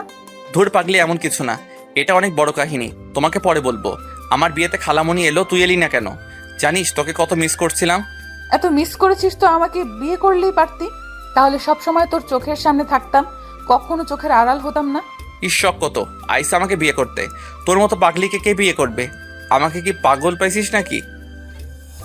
যা বাসর কর গিয়ে, আর বিড়ালটা একটু সাবধানে মারিস। বাসর ঘরে বিড়াল আসবে কোথা থেকে? ভেতরে যা, পৌঁছে যাবি। আচ্ছা, কিন্তু তুই কখন আসবি? মনে কর আমি তোর আশেপাশেই আছি। মানে কি বলছিস তুই? আমি কিছু বুঝতে পারছি না। কিছু না, যা ভেতরে যা, অনেক রাত হয়েছে, বাসর কর গিয়ে। যা। ফোনটা কেটে দিল। কি বললো কিছু বুঝতে পারলাম না। আচ্ছা তাহলে ভিতরে যাই, তা না হলে আমার 12টা থেকে 24টা বাজিয়ে দেবে নীলা। তাই সবকিছু বলে এক বালতি সাহস বুকে নিয়ে ঘরের দরজা খুলে হাসি মুখে ভিতরে ঢুকলাম। ভিতরে ঢুকে অবাক হই, কারণ আমার বউ নীলা একটা বোরকা পরে বিছানার এক কোণায় বসে আছে। হাতেও পায়ে মোজা ও সুন্দর করে হিজাবি করেছে। আমি তো দেখে মুগ্ধ হয়ে গেলাম। আমাকে দেখে সে উঠে এসে আমার পা ছুঁয়ে সালাম করলো। আমি বোরকার মতো তার দিকে তাকিয়ে আছি। আমার এরকম করে তাকিয়ে থাকা দেখে আমার বউ নীলা বলল, এই যে আপনি এভাবে কি দেখছেন? দেখছি আমার বোরখাওয়ালি বউটাকে যতবার দেখছি ততবারই প্রেমে পড়ে যাচ্ছি। তাই আমাকে এত ভালোবাসো? জি হ্যাঁ ম্যাডাম, কিন্তু আমার একটু কষ্ট হচ্ছে। কেন, কি হয়েছে আপনার? আমি তার হাত দুটো ধরে আমার কাছে টেনে নিলাম। সে লজ্জায় তার চোখ নিচে নামিয়ে ফেললো। আমি তাকে হালকা করে জড়িয়ে ধরে সে বলল, এই যে কি করছেন? আমার বউটাকে দেখতে ইচ্ছা করছে। তা মুখে বললেই পারেন, তা না করে দুষ্টুমি করছেন কেন? আচ্ছা তাহলে এবার তোমাকে দেখাও, আমি আর তোমাকে না দেখে থাকতে পারছি না। আপনার তো হাত আছে, নিজেই নিকাবটা খুলে দেখে নিন। এটা বলেই ও হেসে দিল। আমি ওর হাসি শুনে ক্রাশ খেলাম আর তার পিছনে গিয়ে নিকাবটা খুলে দিলাম। আর দেরি না করে সামনে গিয়ে নীলার ভয়ে আমার কলিজার থেকে প্রাণ যায় যায় অবস্থা হলো। কম করে হলেও 3 থেকে 4 পা পিছিয়ে গেলাম। অবাক হয়ে তার দিকে তাকিয়ে আছি, ভাবতেও পারিনি এত বড় একটা শখ খাবো। আর মুখ দিয়ে হঠাৎ করে বেরিয়ে এলো, অহনা তুই? হ্যাঁ, আমার সামনে দাঁড়িয়ে আছে আমার খালাতো বোন সামনে। এটা দেখে আমি কথা বলার ভাষায় হারিয়ে ফেললাম। আমার অবাক দৃষ্টিতে তাকিয়ে থাকতে দেখে অহনা দুষ্টু হাসি দিয়ে বলল, এই যে এভাবে কি দেখছেন? আমাকে পছন্দ হয়নি নাকি ভাবতে পারেননি আমি হব? তুই এখানে কি করে আসলি? আর আমার বউ নীলা কোথায়? তুই ওর পোশাক পরে আছিস কেন? ওই মুখ সামলে, আমি তোর স্ত্রী নীলা। কি বলছিস এসব? তোর নাম তো অহনা। ধুর গাধা, ভুলে গেছিস? আমার পুরো নাম রিনতাহা জাহান নীলা। ওর কথা শুনে আমি চুপ করে গেলাম। তার মানে আমি এতদিন যার সাথে প্রেম করছি সে আর কেউ নয়, সে আমারই খালাতো বোন অহনা। আমি আবার অবাক হয়ে বললাম, তার মানে তুই এতদিন আমার সাথে ম্যাডাম সাথে প্রেম করেছিস? ওই তুই কি বলছিস এসব? আমি অভিনয় করব কেন? আমি তোকে সত্যিই ভালোবাসি, তাই তো তোকে পাবার জন্য এত কিছু করলাম। কিন্তু কবে থেকে ভালোবাসিস? আচ্ছা তাহলে শোনো, মনে পড়ে ছোটবেলায় তুই আমি পুতুল খেলার ছলে বড় বউ সেজেছিলাম আর তুই আমার গালে একটা কিস করেছিলি? সেদিন থেকে আমি মনে মনে ঠিক করেছি তোকে বিয়ে করব আর কাউকে নয়। আমি ছোটবেলা থেকেই এই দিনটার জন্য অপেক্ষা করেছিলাম। আমার ভার্সিটি জীবনের শেষ দিনে তোকে আমার মনের কথা বলতে চেয়েছিলাম, কিন্তু পরে শুনলাম তুই নাকি আবার পড়ালেখা শুরু করেছিস। এটা শুনে আমার আশাটা ভেঙে গেল। তবু আমি হাল ছাড়িনি। তুই ভালো করে জানিস তোর আব্বু আমাকে তার মেয়ের মতোই দেখে, তাই আমি তাকে একদিন দাওয়াত দিয়ে আমাদের বাড়িতে আনাই। তারপর আমার মনের সব কথা আঙ্কেলকে বলি। আমার তোর প্রতি এত ভালোবাসা দেখে আঙ্কেল আমার মা বাবার সাথে আমাদের বিয়ের কথা পাকা করে। কিন্তু আমার ইচ্ছা ছিল তোর সাথে প্রেম করে বিয়ে করব, তাই আমি তোর স্কুলে চাকরি নেই। বেশ কিছু ঘুষ দিতে হয়েছে। আমি আগে থেকে জানতাম তুই বোরকাওয়ালি মেয়েদের বেশি লাইক করতি, তাই নিজের গেট আপ চেঞ্জ করেছি। নামাজের প্রতি রাতে তোকে পাওয়ার জন্য আল্লাহর কাছে দোয়া করেছি। আল্লাহ আমার মনের ইচ্ছা পূরণ করেছে। আজ আমার আর কিছু চাওয়ার নেই। এখন বুঝলি তো আমি তোকে কত ভালোবাসি গাধা। আমি অহনার কথা শুনে ওর মুখের দিকে এক নজরে তাকিয়ে আছি। পাগলিটা সত্যি আমাকে খুব ভালোবাসে। ছোট ছেলে না বুঝে ওর গালে চুমু দিয়েছিলাম। সেখান থেকে সে কোনো না কোনো ভাবে আজ পর্যন্ত আমার গালে চুমু দিয়েছে। আগে যদি জানতাম ও আমাকে এত ভালোবাসে তাহলে ওর থেকে এতদিন দূরে সরে থাকতাম না। হঠাৎ ওর কথায় আমার ধ্যান ভাঙলো। কি রে, কি ভাবছিস?